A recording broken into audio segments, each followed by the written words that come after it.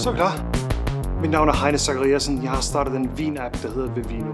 Det er nu verdens største vin-app og community med over 50 millioner brugere over hele verden. Det her med at bygge en virksomhed, bygge et startup, det kommer, man tænker stort. Der er altid nogen, der er klogere, der er smukkere, der er dygtigere end dig. Men dem, der tør, det er dem, der ændrer verden. Når man arbejder med startups, så kan jeg personligt godt lide at have en helt stor vision. Start small, think big.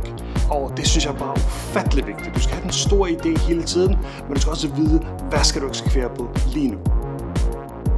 I den her mesterlærer vil jeg gerne give dig nogle værktøjer til at bygge og skabe din egen virksomhed.